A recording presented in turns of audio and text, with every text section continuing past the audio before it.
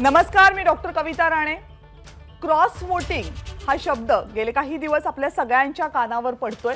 हा शब्द नेमका काय आहे आणि येणाऱ्या राज्यसभा निवडणुकीच्या बाबतीत या शब्दाचं महत्त्व काय हा प्रश्न गेल्या काही दिवसांपासून सगळ्यांच्या मनात आहे। राज्यसभा निवडणुकीमध्ये फाटाफूट होऊ नये म्हणून सत्ताधारी आघाडी आणि विरोधी भाजप अशा दोन्ही बाजूंना खबरदारी घेतली जाते आणि विरोधी पक्षाच्या उमेदवाराला मतदान जर केलं तर एखादा आमदार हा अपात्र ठरू शकतो की नाही याबाबत सध्या उलटसुलट मतं व्यक्त केली जात आहेत। मतदानानंतर पक्षाच्या प्रतिनिधीला मतपत्रिका दाखवण्याचं आमदारांवर बंधन असतं आणि त्यावेळेस क्रॉस वोटिंग केल्याचा आक्षेप जर प्रतिनिधींनी घेतला तर निवडणूक अधिकारी ते मत बाद ठरवू शकतात।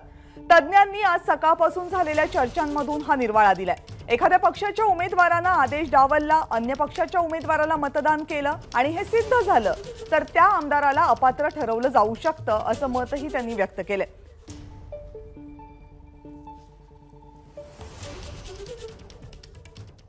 त्यामुळे हे क्रॉस वोटिंग येणाऱ्या राज्यसभा निवडणुकीमध्ये नेमकं कसं काम करणार आहे याचं क्रॉस चेकिंग करण्यासाठी एबीपी माझावर ही विशेष चर्चा क्रॉस वोटिंगचं क्रॉस चेकिंग आणि या चर्चेमध्ये सहभागी होत आहेत माझ्यासोबत राजकीय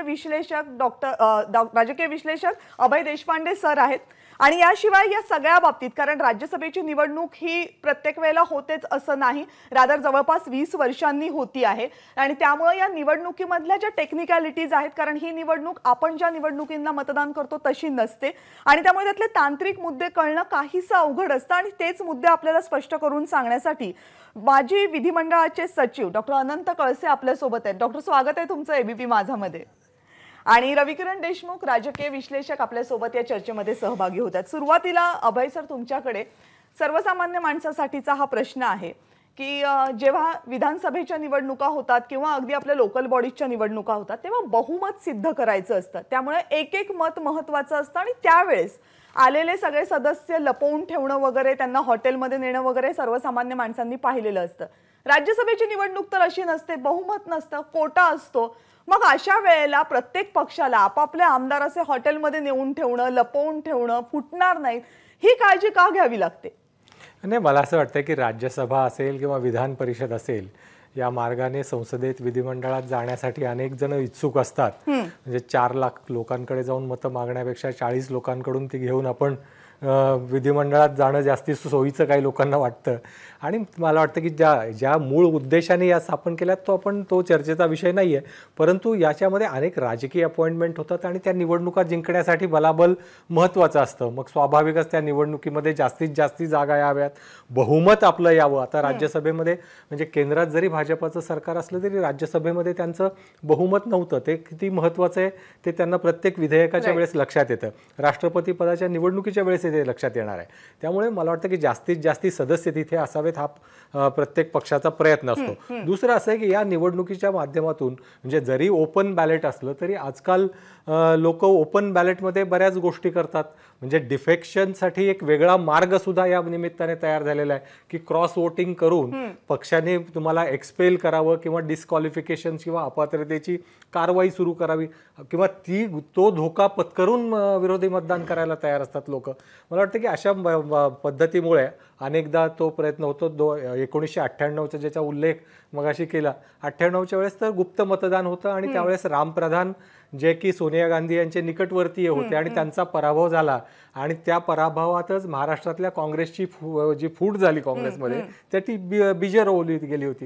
म्हणजे राज्यसभा निवडणूक एखादा पक्ष फोडण्यासाठी सुद्धा कारणीभूत ठरू शकते, हे त्यावेळेस आपण बघितलंय। मला वाटतं की ओपन बॅलेट झाल्यानंतर बऱ्याच वेळा क्रॉस वोटिंग होतं, विशेषतः गुजरातमध्ये अहमद पटेल ज्यावेळेस निवडणुकीत होते त्यावेळेस ते कुठल्याही पद्धतीने राज्यसभेवर निवडून येऊ नयेत यासाठी जोरदार तयारी करण्यात आली होती भाजपाकडून। 2 काँग्रेसच्या आमदारांनी विरोधात मतदान केलं होतं पण ती मतं बाद ठरली आणि त्यात ते अहमद पटेल निवडून आले। आता आसाममध्ये एका मतदाराने एक असा अक्षरी त्यांनी 1च्या ऐवजी ONE असं लिहिल्यामुळे ते मत बाद झालं। म्हणजे पक्षाने आपल्या उमेदवाराला मत द्यायचा जो आदेश काढला होता तो त्यांनी पाळला, पण ज्या पद्धतीने ते मत द्यायचं होतं त्या पद्धतीने न दिल्यामुळे बाद झालं। अशा वेगवेगळ्या क्लुप्त्या लढवल्या जातात आणि मला वाटतं की राज्यसभेमधलं बळाबळ हे अधिक महत्त्वाचं आहे आणि पॉलिटिकल स्कोर्स अशा माध्यमातून सरकारकडे बहुमत राहिलेलं नाही असा एक त्याचा अर्थ निघू शकतो आणि त्याचाच प्रयत्न मला वाटतं की याही निवडणुकीत होताना दिसतोय. म्हणून सगळ्या राजकीय पक्षांना आपले आहेत आमदार ते जपा आणि प्लस बाकीचे काय मिळतात ते बघा. सरकार स्थापन केलं त्यावेळेस तुमच्याकडे 170 आमदारांचं पाठबळ होतं, ते 2-2.5 वर्षानंतरही कायम आहे की नाही हे या सरकारला दाखवावं लागेल. डॉक्टर कळसे, तुमच्याकडनं टेक्निकल बाबी काही जाणून घ्यायच्या आहेत. त्यातलं एक महत्त्वाचं म्हणजे आता सरांनी जो उल्लेख केला ते म्हणजे क्रॉस वोटिंग. तर हे क्रॉस वोटिंग जेव्हा होतं त्यावेळेसचा एक मुद्दा महत्त्वाचा आता उपस्थित झालाय की ते फक्त मत बाद ठरतं की त्या उमेदवार त्या आमदारानं क्रॉस वोटिंग केलं म्हणून तो आमदार डिफेक्शन मध्ये जाऊ शकतो. हे काय आहे? म्हणजे या दोन्ही प्रश्नाचं उत्तर मी देऊ इच्छितो. कारण काय याच्यामध्ये प्रोव्हिजन आहे आपल्या कंडक्ट ऑफ इलेक्शन रूलमध्ये, रूल 39A आहे, त्याच्यामध्ये maintenance of secrecy of voting आहे आणि 39AA मध्ये information regarding casting of votes.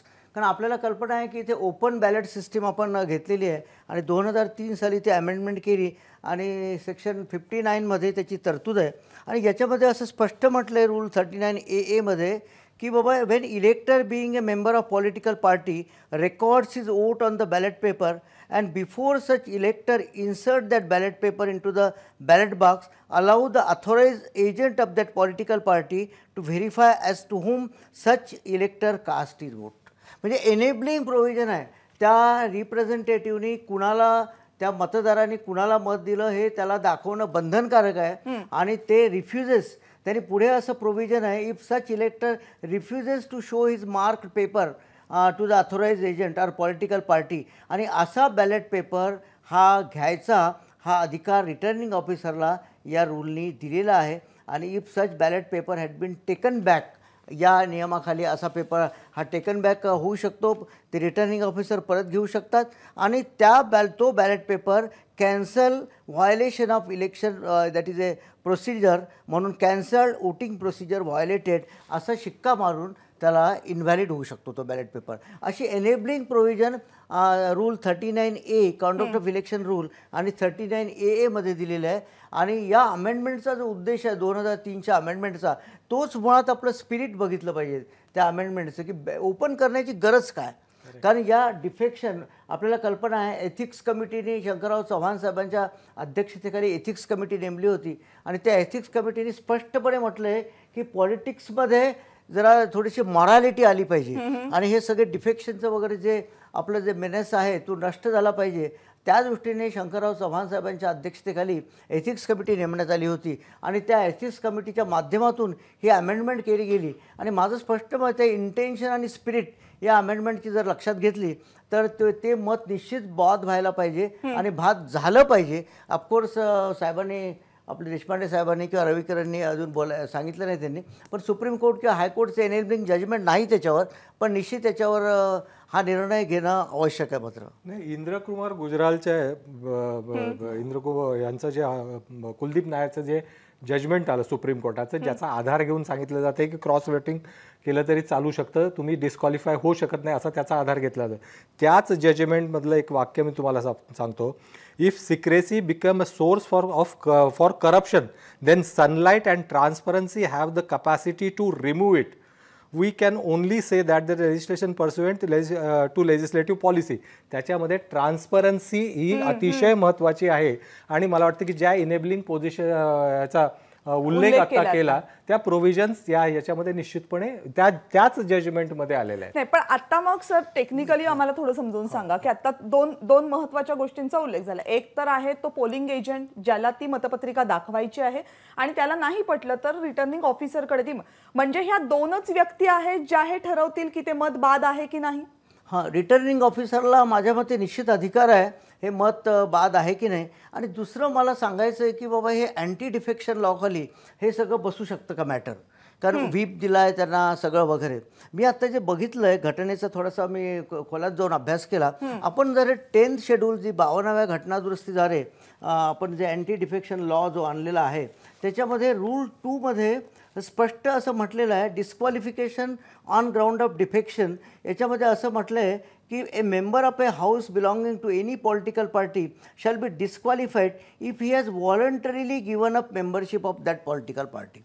जर त्यांनी स्वतःहून पक्षाचं सदस्यत्व सोडलं असेल तर तो डिस्क्वालिफाय होऊ शकतो. आणि याच्यामध्ये रवी नायकच्या प्रकरणामध्ये सुप्रीम कोर्टाने कॉन्डक्ट हा फार महत्त्वाचा ठरवलेला आहे. आणि हे जे मत देणं आहे, क्रॉस वोटिंग करणं आहे, याच्यामधून त्या उमेदवाराचं कॉन्डक्ट दिसतं की त्याचं काय एक कल दिसतो त्याचा.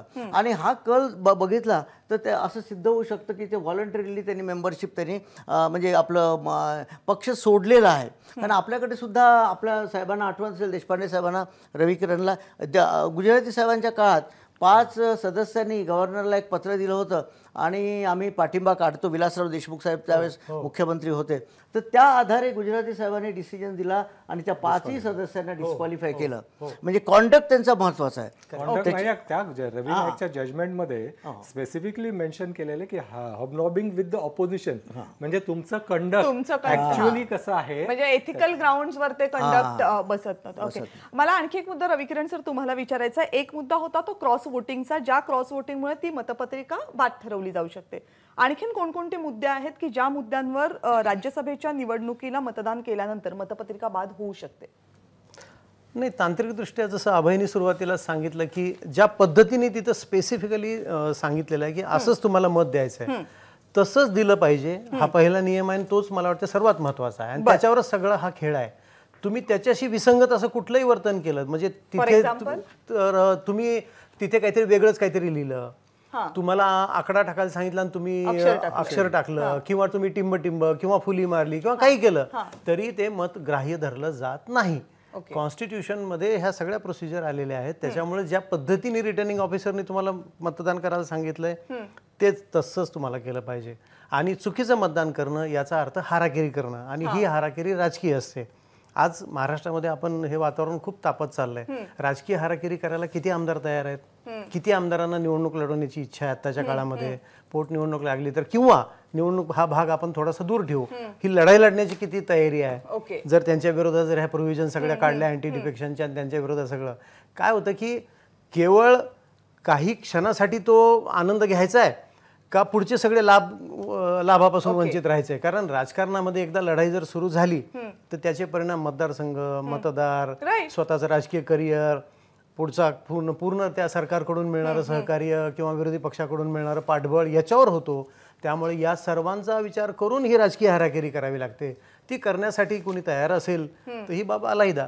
पण सर असं होतं अभय सर, म्हणजे याचा वापर करून घेतला जातो का की ठीक आहे क्रॉस वोटिंग झालं तर कदाचित डिफेक्शन होऊ शकतं, पण ते पण टाळायचं आहे आणि मला आदेश पण पाळायचा नाहीये, तर याच्यासाठी याचा वापर होतो. आसाम मधलं उदाहरण तेच आहे की न्यूमरिक 1च्या ऐवजी त्यांनी अक्षरी 1 असं लिहिलं, हे केलं, परंतु त्यांना पार्टीमधून एक्सपेल केलं.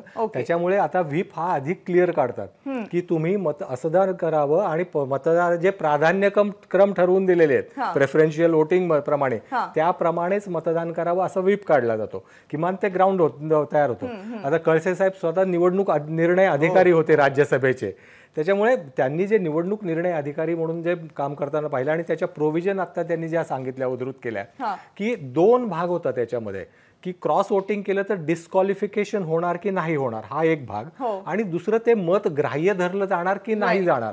जर ते मत ग्राह्य धरलं जाणार नसेल तर डिस्क्वालिफिकेशनची तलवार स्वतःच्या ह्याच्यावर टांगून घेतील का लोक, हा सगळ्यात महत्वाचा मुद्दा आहे. मला वाटतं की निवडणूक निर्णय अधिकाऱ्याची भूमिका अतिशय महत्वाची याच्यामध्ये आहे. कारण हे मतदान त्यांनी त्याला केलं, कारण ही प्रोव्हिजन का आली, ज्याचं इंटेन्शन काय आहे की क्रॉस वोटिंग थांबावं म्हणून ही ट्रान्सपरन्सी, म्हणून सिक्रेसीच्या बाबतीत ज्यावेळेस गुप्त उघड मतदान हे लोकशाहीच्या विरोधी आहे अशी भूमिका मांडली गेली, तेव्हा कोर्टाने स्पष्टपणे सांगितलं, 5 जजेसच्या बेंचनी सांगितलं की त्याच्यापेक्षा ट्रान्सपरन्सी आणि डेमोक्रेसी जास्त महत्वाची आहे सिक्रेसीपेक्षा. की मला वाटतं की त्याप्रमाणे निवडणूक निर्णय अधिकाऱ्यांची भूमिका महत्वाची असेल. जर ते मत बाद होणार असेल, व्हॅलिड ठरणारच नसेल तर मग क्रॉस वोटिंग करण्याचा धोका किती लोक पत्करतील हा भाग वेगळा. दुसरं असं आहे की तुम्हाला अपक्षांना त्यांचा अधिकार आहे कोणाला मतदान करायचं याचा. दुसरं याच्यामध्ये नोटा हा विषय नाहीये, त्याच्यामुळे तो एक मार्ग त्याच्यातून संपतो. छोट्या पक्षांचा व्हीप तेच काढणार आहेत, तेच मतदान देणार आहेत. त्याच्यामुळे मला वाटतं की फक्त प्रमुख पक्षांच्या बाबतीतली ती भूमिका आहे आणि तुमच्या प्रतिनिधीला तुम्हाला ते मत दाखवावं लागेल. ते मतदान व्हॅलिड ठरवायचं की नाही याचा निर्णय अधिकारी घेतील. ॲडव्होकेट जुगल किशोर गिल्डा आपल्या सोबत जोडले गेलेले आहेत. माजी महाधिवक्ता आहेत छत्तीसगड राज्याचे. विषय थोडा टेक्निकल असल्यामुळं त्यांचंही मार्गदर्शन या चर्चेमध्ये आपल्याला महत्त्वाचं ठरणार आहे. जुगल किशोर गिल्डाजी, स्वागत आहे तुमचं या चर्चेमध्ये. हा प्रश्न तुमच्यासाठी सुद्धा आहे. मुद्दा महत्त्वाचा आहे की राज्यसभेच्या निवडणुकीमध्ये क्रॉस वोटिंग केल्यानंतर मत तर बाद होईल, पण टांगती तलवार कायम राहणार आहे की ती आमदारकी राहणार की नाही, कारण डिफेक्शन मध्ये येऊ शकतं. इथे जे तज्ज्ञ बसलेले आहेत सगळ्यांचं हेच मत आहे की डिफेक्शन होऊ शकतं. तुमचं काय मत आहे?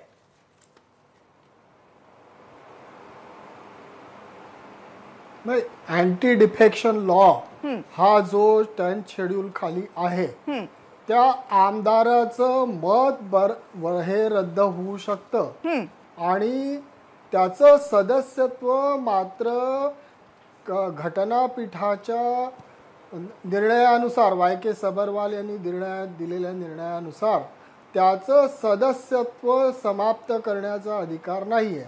फक्त जो कॅन्डिडेट निवडून आलेला आहे त्याचं इलेक्शन हे व्हॉइड होऊ शकतं आणि निवडणूक निर्णय अधिकाऱ्याची जी भूमिका आहे त्याच्यात तीच भूमिका मोठी आहे.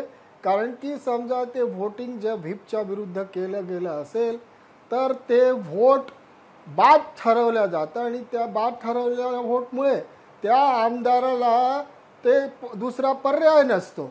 आणि समजा क्रॉस वोटिंग केलं तर त्या पॉलिटिकल पार्टीला त्या आमदाराच्या विरुद्ध पार्टी विरुद्ध अँटी पार्टी ॲक्टिव्हिटी केल्याबद्दल कारवाई फक्त होऊ शकते. त्याच्या सदस्यत्वावर मात्र पार्टी धोका आणू शकत नाही असं सर्वोच्च न्यायालयाने म्हटलंय.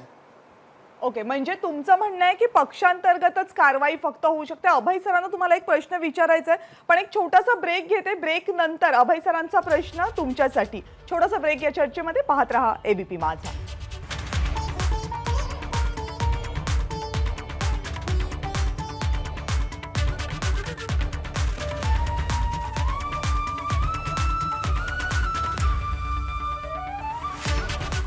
क्रॉस वोटिंगचं क्रॉस चेकिंग ही विशेष चर्चा आपण करतोय. मुद्दा हा आहे की राज्यसभा निवडणुकीमध्ये एखाद्या आमदारानं जर पक्षानं बजावलेल्या व्हीपच्या विरोधात जाऊन दुसऱ्या पक्षासाठी किंवा दुसऱ्या उमेदवारासाठी जर मतदान केलं तर फक्त त्याचं मत बाद होऊ शकतं. पोलिंग एजंटनं त्याच्या विरोधात जर ऑब्जेक्शन घेतलं तर की त्या आमदाराच्या आमदारकीवर सुद्धा गदा येऊ शकते. डिफेक्शन होऊ शकतं का? काही वेळापूर्वी जुगल किशोर गिल्डा आपल्यासोबत होते आणि त्यांचं असं म्हणणं आहे की असं जर काही झालं तर मत बाद होईल, पण डिफेक्शन अंतर्गत ते येणार नाही, आमदारकी जाणार नाही. फार फार तर पक्षांतर्गत कारवाई त्याच्यावर होऊ शकते. त्यावर अभय सरांना काही प्रश्न विचारायचे. नाही, प्रश्न असा आहे की ज्या संदर्भातला म्हणजे पार्टीनी कॅन टेक डिसिप्लिनरी ॲक्शन असा त्याच केसच्या निकालपत्रामध्ये ज्याचा गिल्डा सरांनी आता उल्लेख केला त्याच्यामध्ये उल्लेख आहे. तर त्याच्यामध्ये कोर्टाचं एक्सपेक्टेशन काय? डिसिप्लिनरी ॲक्शनची व्याख्या म्हणजे त्याच्यात डिस्क्वालिफिकेशन पिटिशन जे विधानसभा अध्यक्षांकडे दाखल केलं जातं तो सुद्धा त्याचा पार्ट होतो का? हा एक महत्त्वाचा प्रश्न आहे. गिल्डा सर, तुमचं काय मत आहे त्याच्या संदर्भात? हे पहा अभयजी, पॅरेग्राफ 458 घटनापीठाच्या निर्णयामध्ये न्यायमूर्ती सबरवाल यांनी म्हटलं आहे की जर त्या आमदारांनी व्हीपच्या विरुद्ध मतदान केलं तर त्याची फक्त जे पार्टी डिसिप्लिन प्रमाणे त्याच्या विरुद्ध ॲक्शन म्हणजे जी आहे ती कारवाई होऊ शकेल, पण त्याच्यावर अँटी डिफेक्शन लॉमध्ये कारवाई होऊ शकेल की नाही हा मुद्दा अजूनही डिबेटेबल आहे. म्हणजे ते 5 जजेसचे जे घटनापीठ आहे ते पुढे 7 कडे किंवा पुढे 5 मध्येच ते त्याच्या विरुद्ध सुद्धा घटनापीठ निर्णय देऊ शकतं पुढे. ओके, ग्रे एरियाचा आपण उल्लेख करतो तो सरांनी सांगितलं. पण म्हणजे अजूनही हे सगळं मॅटर हे कोर्टातच जाऊन क्लिअर होऊ शकेल असं आता तरी दिसतंय. रवी किरण सर, तुम्हाला एक प्रश्न आहे की याच्यामध्ये आणखीन एक मुद्दा उपस्थित होतो की ठीक आहे क्रॉस वोटिंग. एक मिनिट, एक हा गिल्डा सर, तुमचा मुद्दा पूर्ण करा. हा अपक्ष आमदारांना हे फक्त एक्सेप्शन आहे की त्यांना ते करणं त्या बंधनकारक नाहीये. पण पक्षाच्या आमदाराबद्दल सर्वोच्च न्यायालयाने 2003च्या अमेंडमेंट नंतर रूल 39AA नंतर हे स्पष्ट केलं आहे की निवडणूक निर्णय अधिकारी ते मत बाद करू शकतं. आणि अशा प्रकारे अहमद पटेलच्या केसमध्ये झालं. म्हणून अहमद पटेलच्या विरुद्ध इलेक्शन पिटिशन ही दाखल झाली होती आणि ती खारिज करावी म्हणून अहमद पटेलांनी अर्ज केला. तो अर्ज सर्वोच्च न्यायालयाने म्हटलं की नाही, अहमद पटेल यांना इलेक्शन पिटिशन फेस करावे लागेल कारण की ते डिस्क्वालिफाय म्हणजे राज्यसभेकरता त्यांचं इलेक्शन डिस्क्वालिफाय झालं का हे पाहण्याचा अधिकार उच्च न्यायालयाला आहे.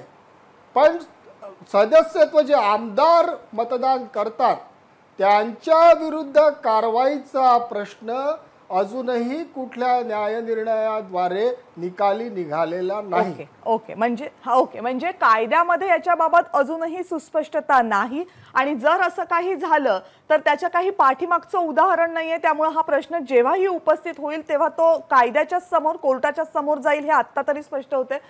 रविकिरण सर, त्यांनी व्हीपचा उल्लेख केला. फॉर कॉमन पर्सन जेव्हा जेव्हा व्हीप जारी केला जातो संबंधित पक्षाच्या आमदारांसाठी, त्यांनी जर त्या व्हीपचं पालन केलं नाही तर इन जनरल काय प्रोसिजर असते त्या आमदारांच्या विरोधात जे पालन करत नाहीत? नाही, व्हीपला खूप अधिकार आहेत आणि पक्षाचा प्रतिनिधी म्हणून तो कायदेशीर कारवाई सुरू करण्यासाठी त्याला अधिकार मिळतात आणि ही कारवाई विधानसभेच्या अध्यक्षांच्या समोर सुरू होते. आता असं आहे की न्यायालयाचे निकाल किती असले, उच्च न्यायालय असो किंवा सर्वोच्च न्यायालय, शेवटी आपले जे सेपरेशन ऑफ पॉवरचं तत्व आहे घटनेमध्ये, अधिकाराचं जे विभाजन केलेलं आहे त्याच्यानुसार विधिमंडळ ही सार्वभौम आहेत. त्याच्यामध्ये अध्यक्षाला खूप अधिकार आहेत. त्यांनी निर्णय घेतला तर त्याला चॅलेंज केल्यानंतर त्याला खूप पुढं वेगवेगळे हे आहेत म्हणजे कथ्याकूट होतो त्याच्यावर. पण विधानसभेच्या अध्यक्षांच्या अधिकारावर गदा नाही आणता येत कुणाला. उद्या जर असं झालं की कुणी जर समजा असं काही केला प्रकार आणि अध्यक्षांकडे दाद मागितली व्हीपनी प्रतोदानी आणि अध्यक्षांनी निर्णय दिला की त्यांनी त्यांचं वर्तन जे आहे हे याच्यानुसार बसत नाही आणि त्यांनी चुकीचं वागल्याने निर्णय त्यांनी देऊन टाकला, तर ती पुढची कायदेशीर किचकट लढाई ती किती काळ चालेल कुणाला माहित नाही. परंतु तो अधिकार अध्यक्षांचा कायम आहे. त्यामुळे पहिला याच्यात प्रॉब्लेम असा येऊ शकतो की अध्यक्ष काय निर्णय देतात याच्यावर, त्या पिटिशनवर अध्यक्ष काय निर्णय देतात त्याच्यावर पुढची कारवाई ठरेल. ओके, हा पहिला मुद्दा. म्हणजे कळसे सर, जस्ट अगदी थोडक्यात की असा जर मुद्दा उपस्थित झाला तर याचा अर्थ पहिली तक्रार ही त्या निवडणूक पोलिंग एजंट जे असतील त्यांच्याकडनं थेट जाईल अध्यक्षांकडे. नाही, अध्यक्षांना पोलिंग एजंटकडून थेट जाणार नाही अध्यक्षांकडे. त्याच्यात नियमाप्रमाणे त्याला 10th शेड्यूल प्रमाणे पिटिशन फाईल करावं लागेल. अध्यक्षांकडे एक पिटिशन फाईल करावं लागेल आणि तो पिटिशन म्हणजे इट्स ए क्वाझी ज्युडिशियल प्रोसिडिंग आहे आणि त्याच्यामध्ये सगळे पुरावे त्याला जोडावे लागतील आणि यांनी क्रॉस वोटिंग कसं केलं आणि याचं कॉन्डक्ट काय आहे किंवा कुठे काय त्यांचं इतर ठिकाणी त्यांचं कॉन्डक्ट काय हे सगळं जोडून पुराव्यासह म्हणजे जसं आपण कोर्टामध्ये न्यायालयात म्हणजे थोडक्यात पहिलं कार्यक्षेत्र हे अध्यक्षांचं असेल आणि मग त्याला दाद न्यायालयामध्ये मागितली जाऊ शकते. ओके, तर आतापर्यंतचा मुद्दा एवढाच आहे की डिफेक्शन जर करायचं असेल तर त्यासाठी अध्यक्षांपर्यंत जावं लागेल. अर्थातच ही प्रक्रिया खूप मोठी आहे, किचकट आहे. याच्यात आणखीन काही कांगोरे आहेत या निवडणुकीच्या अनुषंगानं, त्यांचीही चर्चा करायची. एक छोटासा ब्रेक आता घेतोय. पाहत रहा एबीपी माझा.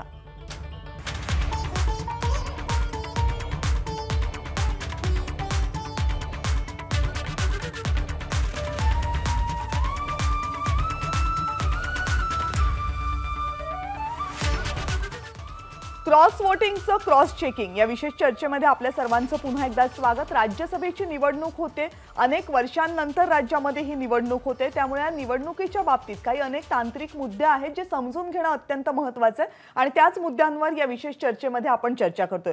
आपल्यासोबत डॉक्टर कळसे. डॉक्टर, एक प्रश्न मला तुम्हाला हा विचारायचा आहे की आता आपण मतं टाकलं, मग ते मत बाद झालं किंवा ते मत बाद झालं तर कारवाई काय, याच्यावर खूप चर्चा केली. पण तटस्थ राहिले काही आमदार किंवा कोणी अपक्ष आमदारांनी ठरवलं की मला मत द्यायचंच नाहीये कुणाला, तर त्याचा संख्याबळावर काय परिणाम? कारण इथे वोटिंग प्रत्येक वोटला व्हॅल्यू असते, त्याचं कसं मोजमाप होतं? निश्चितच आता या ठिकाणी काय आहे की 288 आपले सदस्य आहेत विधानसभेचे आणि ते मतदार आहेत आता या इलेक्शनमध्ये 2 सदस्य सध्या याच्यामध्ये कस्टडीमध्ये आहेत. ऑफकोर्स त्यांनी कोर्टाकडे अर्ज वगैरे केलेले आहेत. कोर्टाने परमिशन दिल्यानंतर ते मतदान करू शकतील आणि एका सदस्यांचं निधन झालंय. म्हणजे इफेक्टिव्ह स्ट्रेंथ असे गृहीत धरा की 285 आहे. 285 जर आपण स्ट्रेंथ गृहीत धरली तरी कोटामध्ये फारसा फरक पडत नाही. तो 4100 समथिंग कोटा येतो.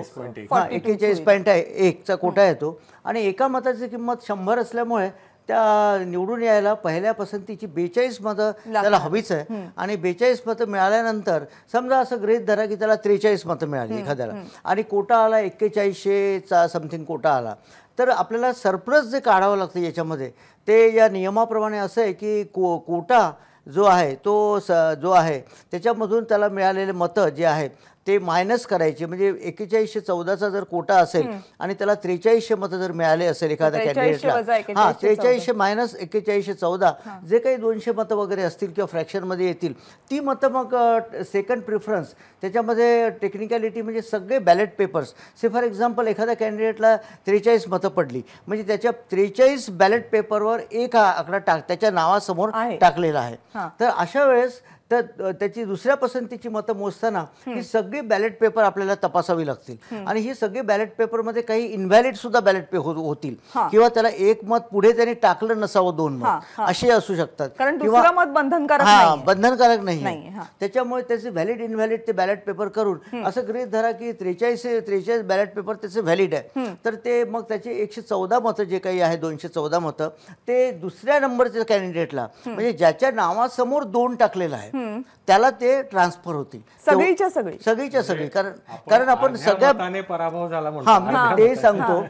जेव्हा लालचंद राजपूत होते आणि विलासराव देशमुख साहेबांचं लालसिंग राजपूत विलासराव देशमुख साहेबांचं इलेक्शन होतं आणि शेवटच्या फेरीपर्यंत त्यावेळेस त्यांना शिवसेनेचं आपल्याला सगळ्यांना माहिती आहे ते पाठिंब्यावर ते पुढे गेले होते आणि त्यावेळेस आम्ही शेवटच्या फेरीपर्यंत इव्हन 6वी 7वी फेरी सुद्धा मोजली होती आणि त्यावेळेस अर्ध्या मताने म्हणजे कसं मला वाटतं लालसिंग राजपूतांना समथिंग त्यावेळेस कोटा काहीतरी 22चा वगैरे होता 2100 काहीतरी 54 मतं त्यांना पडली होती आणि विलासराव देशमुख साहेबांना हे सगळं काउंट केल्यानंतर 2100 समथिंग 2112 वगैरे काहीतरी अशी मतं पडली होती. तर यामुळे अर्धमत म्हणजे किती 100चं अर्ध असं गृहीत धरून त्यांचा त्यावेळेस तो पराभव झाला होता विलासराव देशमुख साहेबांचा आणि अत्यंत काटेकोरपणे ते काउंटिंग केलं आणि मला ते उदाहरण रविकिरणला सुद्धा माहिती आहे की शेवटी ते नंतर मुख्यमंत्री झाले आणि मुख्यमंत्री झाल्यावर त्यांनी मला बोलवलं आहे. मी अभिमानाने सांगतो की कळसे पण ते म्हणाले विलासराव म्हणाले त्यांच्यामध्ये पूर्ण आदर ठेवून मी सांगतो की म्हणाले कळसे तुम्ही जी काउंटिंग केली हे अत्यंत काटेकोरपणे आणि नियमाने केली आणि त्यांनी मला मिठी मारली आणि कदाचित तुमच्या ठिकाणी दुसरं कोणी असतं तर मी कदाचित विजयी झालो असतो किंवा काहीतरी मी पराभूत तुम्ही मला केलं या काउंटिंगमुळे म्हणून मी आज मुख्यमंत्री होऊ शकलो. अदरवाईज मी शिवसेनेमध्ये अडकून बसलो असतो आणि आज मुख्यमंत्री झालो नाही. म्हणून माझ्या रविकिरण साहेबांना माहिती आहे. गिल्डा सरांना एक मुद्दा उपस्थित सर मी येते अभय सर तुमच्याकडे गिल्डा सरांना काही मुद्दा उपस्थित करायचा. गिल्डा सर रविकिरणजी जे म्हणाले की स्पीकरला म्हणजे सभापतीला पूर्ण सर्व अधिकार आहे सार्वभौम आहे तो असं नसून सर्वोच्च न्यायालयाने अनेक निर्णय म्हटलेला आहे की 10th शेड्यूल खाली जो सभापती आहे त्याला त्या कक्षेत वागावं लागेल आणि कक्षेच्या बाहेर जर वागला तर त्याचा निर्णय रद्दबातल होऊ शकतो. त्याच्यामुळे सरळ पूर्ण अधिकार आहे आणि त्याच्यामध्ये कोर्ट्स इंटरफेअर करू शकत नाही असं नाही आहे. आणि सद्यस्थितीत न्यायमूर्ती रोहिंटन नरिमननी म्हटलं अनेक उदाहरणं पाहता मणिपूर आणि अनेक राज्याची छोटी छोटी राज्याची की हे जे स्पीकर्सचे पॉवर दिलेले आहे ते काढून घ्यायला पाहिजे आणि एक कॉन्स्टिट्यूशनल मेकॅनिझम म्हणजे ट्रायब्युनल तयार करून त्याचे रिटायर्ड हायकोर्ट जज नियुक्त करून ह्या ज्या डिस्क्वालिफिकेशनच्या पिटिशन्स आहेत त्यांच्याकडे सोपवायला पाहिजे. दुसरा महत्त्वाचा भाग म्हणजे की जी मतं ज्या पद्धतीने दिल्या जातात आणि ज्या पद्धतीने मतदान केलं जातं त्या पद्धतीवर आक्षेप फक्त पक्ष घेऊ शकतं आणि पक्षाने आक्षेप घेतल्यावर त्यांना काही डिस्क्वालिफाय करण्याचा काही अधिकार राहत नाही. आणि त्यामुळे डिस्क्वालिफिकेशन हे फार कठीण होऊन जातं. आणि दुसरं महत्त्वाचं म्हणजे सद्य परिस्थितीत महाराष्ट्र विधानसभेला सभापती नाही आहे, रेग्युलर सभापतीच नाही आहे. त्याच्यामुळे उपसभापतीला ती डिस्क्वालिफिकेशन पिटिशन निकाली काढण्याचा अधिकार नाहीये. नाही त्याच्यामध्ये फक्त त्याच्यामध्ये दुरुस्ती सुचवतो, कारण मी त्यांच्या तिथे रोज जातो, बातमीदारी करतो. उपाध्यक्षांकडे अध्यक्षांचे पूर्ण अधिकार दिलेले आहेत सध्या. ते पॉवर डेलिगेशन सध्या अध्यक्ष नसल्यामुळे ते पूर्ण अधिकार त्यांच्याकडे सध्या आहेत. ओके, कळसे सर, तुम्हाला पण याच्यावर काहीतरी एक मुद्दा उपस्थित यामध्ये मी पण अजूनही त्याबाबत ग्रे एरिया आहे की ते डेलिगेटेड पॉवर्स मध्ये उपसभापती करू शकतील की नाही. उपसभापती म्हणेल ज्या वेळेला रेग्युलर सभापती येईल त्यावेळेला तो पाहिल मी हे कशाला करू. अच्छा, ओके ओके, हां कळसे sir. Sir, with respectfully I just differ from you sir. कारण आर्टिकल 180 मध्ये स्पष्ट अशी तरतूद आहे, with the while the office of the speaker is vacant the duties of the office shall be performed by the deputy speaker, and if it is absent of the deputy speaker, member of any assembly. It's an enabling provision constitution मध्ये आहे. त्याच्यामुळे स्पीकरचं पद जरी रिक्त असलं तरी उपाध्यक्षांना संपूर्ण अधिकार आहे. आणि माझं एक मत आहे, स्पीकरांची जी पोझिशन आहे, आपण House of Lords, House of Commons किंवा ब्रिटिश पार्लमेंटरी डेमोक्रेसीचा जरी विचार केला तरी या सर्वांचा विचार करता सभागृहामध्ये, कॉमन्समध्ये किंवा लॉर्ड्समध्ये स्पीकर किंवा चेअरमनचं एक विशेष महत्त्व आहे. त्याच्यामुळे त्याचा बराचसा इतिहास आहे. Parliamentary democracy, mess parliamentary democracy किंवा कौल अँड शक्दर याचा जरी आपण अभ्यास केला तरी स्पीकर म्हणजे ब्रिटिश पार्लमेंटरी हिस्ट्री हा फार मोठा विषय आहे, मी त्याच्यात जाणार नाही. पण अध्यक्षांचे अधिकार जे अँटी डिफेक्शन लॉ खाली 10th शेड्यूलमध्ये दिलेले आहेत ते काढून कुठल्या तरी वेगळ्या एजन्सीला देण्याची कल्पना मला मुळीच मान्य नाही. आणि याच्याबाबत मी माझं एक वेगळं मत नोंदवतो. कारण हे अधिकारच अध्यक्षांचे आहेत. एवढे हिस्टॉरिक त्यांनी जो मुद्दा मांडला त्याच्याशी तुम्ही सहमत नाही आहेत. गिल्डा सर, मी तुमच्याकडे येते, पण त्या अगोदर रविकिरण सरांना मुद्दा येते गिल्डा सर तुमच्याकडे येते. रविकिरण सरांचा मुद्दा होऊ देत, मग तीनही मुद्द्यांवर तुमच्याकडे येते. रविकिरण सर, गिल्डा साहेब जे बोलले ते महाधिवक्ता असल्यामुळं त्यांना जपून त्यांच्यासोबत हे करावं लागेल. आणि कळसे साहेब जे बोलले त्यांच्याशी मी सहमत आहे. अध्यक्षांच्या अधिकारांचा संकोच करणं हे लोकशाहीला मारक ठरेल असं माझं व्यक्तिगत मत आहे. कारण मी जवळपास 25 वर्ष विधिमंडळाचं कामकाज वार्तांकन करत आलो आहे. आपल्याकडे चुकीचं वागल्यानंतर त्याच्यावर उपाययोजना आहे, पण काहीतरी चूक घडतंय म्हणून ती गोष्टच नष्ट करा किंवा ती कमकुवत करा हे लोकशाहीच्या तत्वाशी सुसंगत होणार नाही. आणि मी वारंवार पाहत आलेलो आहे, राजकारण हे बाहेर खेळलं जातं, लोकांसमोर खेळलं जातं, लोकांची मतं मिळवण्यासाठी खेळलं जातं. परंतु जेव्हा विधिमंडळाचे सदस्य म्हणून सगळे सदस्य एकत्र येतात तेव्हा त्यांच्या कुठल्याही अधिकारांचा ते संकोच होऊ देत नाहीत. याचं सगळ्यात मोठं उदाहरण मी तुम्हाला सांगतो. महाराष्ट्र विधिमंडळाने भाजपाच्या ज्या सदस्यांना वर्षभरासाठी निलंबित केलं त्याचा निकाल सर्वोच्च न्यायालयाने दिला. एक गोष्ट महाराष्ट्राच्या जनतेने बारीक नोंदवली असेल तर मी त्यांना आठवण करून देतो. जेव्हा सर्वोच्च न्यायालयाच्या निकालाला अधीन राहून जेव्हा त्यांचं सदस्यत्व पुन्हा बहाल झालं आणि ते विधिमंडळाच्या कामकाजात सहभागी झाले, त्याचा जल्लोष कोणीच केला नाही.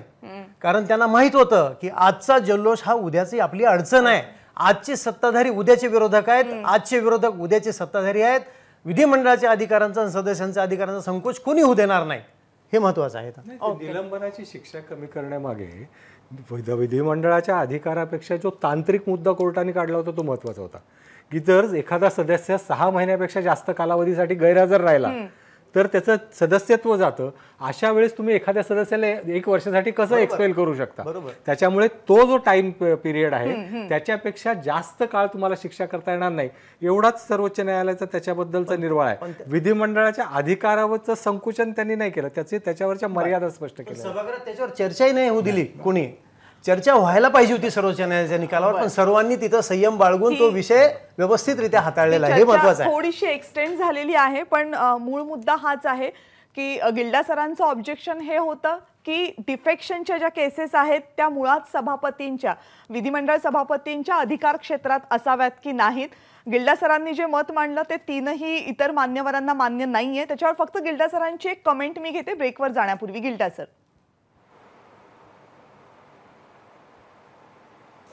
हे पहा, माझी कॉमेंट अशी राहील, आजवरचा सभापतींचा इतिहास पाहता सभापती एका पक्षाचे बांधील आहे. ओके. वेस्टमिनिस्टर मॉडेल खाली आपण जी डेमोक्रेसी ऍक्सेप्ट केलेली आहे आणि सर्वोच्च न्यायालयाने अनेक निवाड्यांमध्ये म्हटलं आहे की कसे स्पीकर्स बायस्ड ॲटिट्यूड घेऊन वर्षा गिनती निकाल देत नाही आणि म्हणून सर्वोच्च न्यायालयाने म्हटलं की हे ट्रायब्युनल करावं. आणि माझं मत सुद्धा हे आहे की स्पीकर कडे जरी ते इंटरफेरन्स होत असलं with procedure of parliamentary democracy, पण आजची परिस्थिती पाहता एक ज्युडिशियल बॉडीकडे ते देणं योग्य राहील. आणि दुसरं, सभापतीच्या अधिकाराबद्दल अजून उपसभापतीच्या अधिकाराबद्दल ग्रे एरिया आहे. जरी आर्टिकल 180 मध्ये डेलिगेटेड पॉवर दिसली असेल, पण त्या डेलिगेटेड पॉवरचा उपयोग उपसभापतींनी करायचा की नाही करायचा ते त्यांच्या सद्विवेक बुद्धीवर अवलंबून आहे. बरोबर. आणि त्या उपसभापतींना कोणी बाध्य करू शकत नाही किंवा उच्च न्यायालय ज्युडिशियल रिव्ह्यूच्या प्रोसिजर खाली किंवा सर्वोच्च न्यायालय सुद्धा त्यांना बाध्य करू शकत. म्हणजे गिल्डा सर, इथे मुद्दा एवढाच आहे की तुम्ही जे म्हणताय, या सगळ्या मान्यवरांनी जे म्हटलं, ती लोकशाही ही एक व्यवस्था म्हणून सभापतींचे अधिकार याच्याकडे एका नजरेने बघायला पाहिजे. तुम्ही जे म्हणताय ते एथिकल ग्राउंडवर पाहताय. नैतिक पाठबळ जर त्या खुर्चीला नसेल तर मग त्या खुर्चीच्या अधिकारांच्या बाबतीत वेगळा विचार करावा लागेल का? मुद्दा हाही महत्वाचा आहे. आणि त्यामुळे या सगळ्याकडे बघताना जेव्हा अँटी डिफेक्शनची केस सभापतींपुढे येईल तेव्हा ती पक्षविरहित ऐकली जाईल का याची खात्री नसेल तर त्याचा वेगळा विचार करावा का, हा एक महत्वाचा मुद्दा या आत्ताच्या डिस्कशन मधून मात्र नक्की उपस्थित झालेला आहे. यानंतर आणखीन काही महत्वाचे मुद्दे राज्यसभा निवडणुकीच्या संदर्भात आपल्याला चर्चेला घ्यायचे आहेत, पण आता एक ब्रेक घेतोय. पाहत रहा एबीपी माझा.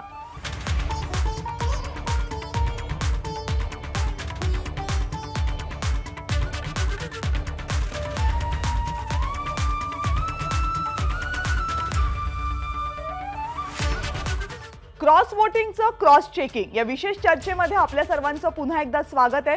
राज्यसभेची निवडणूक 2 दिवसांवर येऊन ठेपलेली आहे आणि सगळ्या राजकीय पक्षांना भीती आहे ते आपल्या पक्षातना क्रॉस वोटिंग होईल का याची.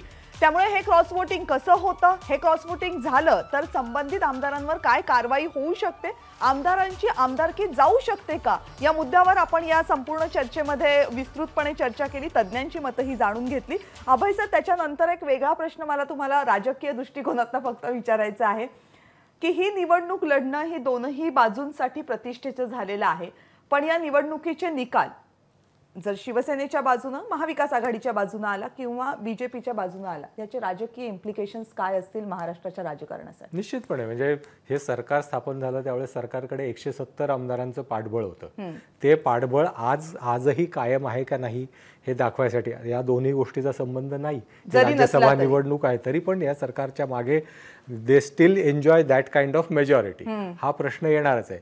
दुसरं, याच्या पाठोपाठ विधान परिषदेची निवडणूक होणार आहे आणि ती गुप्त मतदानाने होणार आहे, त्यामुळे त्यालाही महत्व आहे. आणि या 2 निवडणुकांमध्ये जर सत्ताधारी पक्षाचे उमेदवार जर निवडून येऊ शकले नाहीत एखादा जरी, तरी या सरकारकडे बहुमत आता नाहीये असा त्याचा श्लेष काढला जाईल आणि त्याच्यामधून मग पुढच्या काळामध्ये काही सरकारच्या स्थैर्याबद्दलचे प्रश्न निर्माण होऊ शकतात. म्हणजे तसं जर झालं तर जुलैच्या अधिवेशनामध्ये सरकारला कदाचित विरोधी पक्षाच्या अविश्वास ठरावालाही सामोरं जाऊ शकतं. तुमची कमेंट अगदी थोडक्यात याच्यावर. राजकीय शक्ती दाखवण्यासाठी हा प्रयोग सुरू आहे. सर्वच पक्षांना, सर्वच नेत्यांना माहिती आहे की राज्यसभेचं मतदान हे कसं होतं. 2003 नंतर महाराष्ट्रामध्ये 2003ला मतदान ओपन झालं, म्हणजे खुलं झालं. आज पहिल्यांदा हे आहे की याच्यामध्ये द्वेष आहे, राजकीय द्वेष आहे, एकमेकावर कुरघोडी करण्याचा हा प्रयत्न होतोय. आणि याच्यातून भाजपला हे दाखवून द्यायचं आहे की हे सरकार कमकुवत आहे आणि सरकारला हे दाखवायचे की नाही आम्ही कमकुवत नाही आहोत, तुम्ही म्हणतात म्हणून कमकुवत नाही आहोत, आम्ही मजबूत आहोत.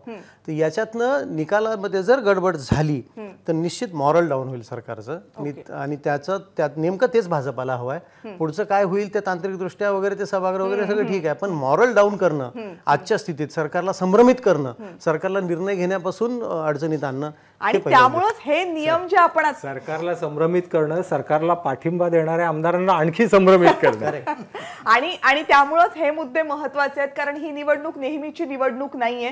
ही निवडणुकीमध्ये खूप तांत्रिक अंग आहेत आणि या तांत्रिक अंगांची चर्चा करणं यासाठी महत्त्वाचं ठरतं की फक्त ते समजून घेणं हे महत्त्वाचं नाहीये, तर त्याचे इम्प्लिकेशन्स काय होतील, त्याचे परिणाम काय होतील हे महाराष्ट्राच्या सध्याच्या राजकीय परिस्थितीच्या परिप्रेक्ष्यामध्ये सुद्धा समजून घेणं महत्त्वाचं आहे. आणि म्हणून या क्रॉस वोटिंगचं क्रॉस चेकिंग या कार्यक्रमामध्ये करण्याचा प्रयत्न केला.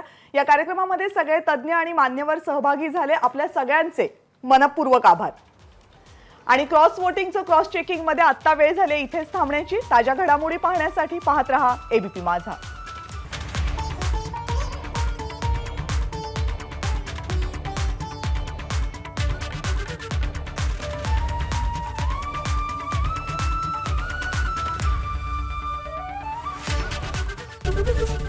एबीपी माझा, उघडा डोळे बघा नीट.